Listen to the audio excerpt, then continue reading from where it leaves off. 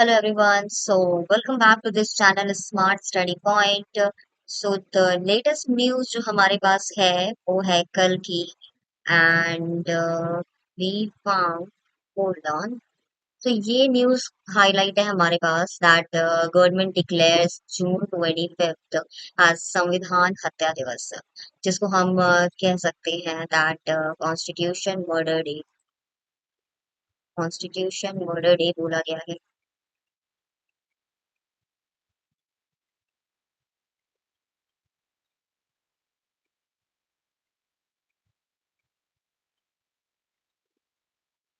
One more important day in the list जो कि है 25th ऑफ जून, जब इसे हम ऑब्जर्व करेंगे as a constitution murder day या फिर तो संविधान हत्या दिवस के ऊपर।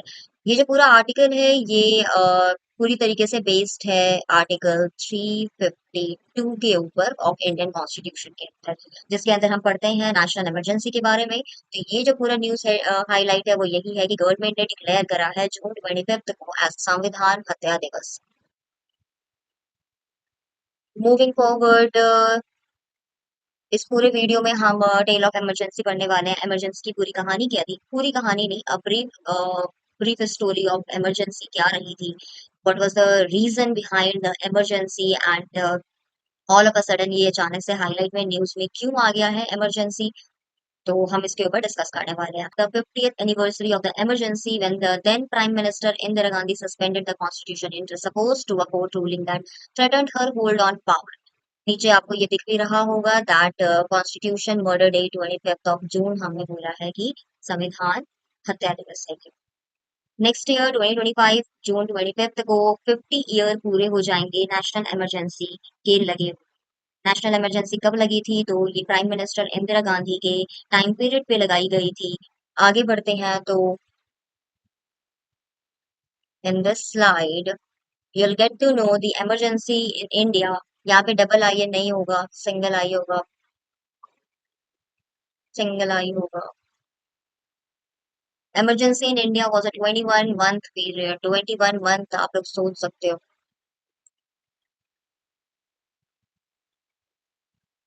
21 मंथ अराउंड 2 इयर्स की बात हो रही है। लेस देन 2 इयर्स है, अराउंड 2 इयर्स की बात हो रही है। 21 मंथ तक इमरजेंसी इन इंडिया थी, फ्रॉम 1975 से लेकर के 1977 तक के बीच में, जब prime minister Indira Gandhi ruling में थी, रूलिंग पावर में थी, एंड उस टाइम पे उन्होंने इमरजेंसी डिक्लेयर किया था across the country by citing internal and external threat to the country. बोला गया था रीजन बिहाइंड द इमरजेंसी जो थी वो थी internal and external threat. Basically वो इंटरनल थ्रेट के लिए उन्हें किया गया था। उससे पहले भी ये भी याद रखेंगे कि जब इमरजेंसी डिक्लेयर की गई थी 1975 में, तो ऑलरेडी इंडिया के अंदर इमरजेंसी चल रही थी because of the war. Next is the order bestowed upon the Prime Minister the authority to rule by decree allowing elections to be cancelled and civil liberties to be suspended। जितने भी civil liberties वगैरह थे, fundamental rights थे, मौलिक अधिकार थे लोगों के, उन सबको suspend कर दिया गया था। जितने भी elections थे उन सबको cancel कर दिया गया था। For much of the emergency, most of the Gandhi's political opponents were imprisoned and the press was censored। जितने भी उनके opposition में politicians थे, major leaders थे, जैसे जयप्रकाश वगैरह जो थे, उन सबको अरेस्ट कर लिया गया था, प्रिजन में बंद कर दिया गया था। एंड अनदर जो एस्पेक्ट था वो ये था कि प्रेस जितने भी थे उन सबको सेंसर कर दिया गया था। दैट इज उन्हें एक प्रोसीजर के थ्रू जाना पड़ता था if they want to print और broadcast any particular thing related to government. Next इसी में है the government cited threats to national security as a war with Pakistan had recently been concluded. उस टाइम पे पाकिस्तान के साथ वॉर चल रही थी, तो नेशनल सिक्योरिटी को बोल करके उन्होंने गवर्नमेंट ने बोला कि भाई नेशन को थ्रेट है। Due to the war and additional challenges of drought and the 1973 oil crisis, the economy was in poor condition. Already इस वॉर की वजह से और ड्रॉट था इंडिया के अंदर, 1973 का ऑयल क्राइसिस था, इकोनॉमी की बैंड बजी हुई थी, बहुत ही पुअर कंडीशन में थी इकोनॉमी। उस टाइम पीरियड पे the government claim that the strikes and protest had paralysed the government. और उस टाइम पे गवर्नमेंट ने ये बोला था कि ये जो स्ट्राइक्स रहे, प्रोटेस्ट वगैरह रहे, उन सब की वजह से जो गवर्नमेंट है वो पैरालाइज्ड हो गई है। They are not in the condition to work further and hurt the economy of the of the country greatly, जिसकी वजह से कंट्री के ऊपर बहुत बड़ा इम्पैक्ट देखने को मिला और इसके बाद ही उन्होंने इमरजेंसी डिक्लेयर कर दिया था। ये जो हमारे पास आइडिया आया था दैट इंटरनल इमरजेंसी लगाने की बात जो हुई थी, ये कहाँ से आई थी? तो ये जब आप देखोगे, सिद्धार्थ शंकर राय, ये जो थे ये तब के वेस्ट बंगाल के सीएम रह चुके थे, तब के वेस्ट बंगाल के सीएम थे। इन्होंने ही प्रपोज करा था इस आइडिया को, idea of imposition of internal emergency to prime minister Indira Gandhi को। प्रेसिडेंट फखरुद्दीन अली अहमद थे उस टाइम पे प्रेसिडेंट, उन्होंने ही डिक्लेयर करा था state of internal emergency upon the prime minister's adviser, article using article 352। Article 352 बात करता है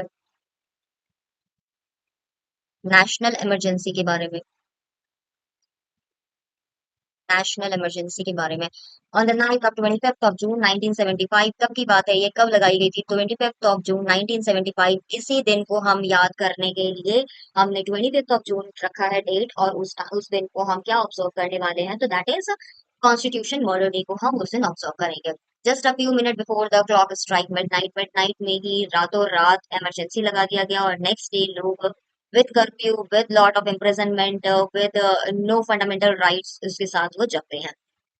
As the constitution requires, Mrs. Gandhi advised the President Ahmed approve the continuation of emergency over every 6 months until she decided to hold elections in 1977।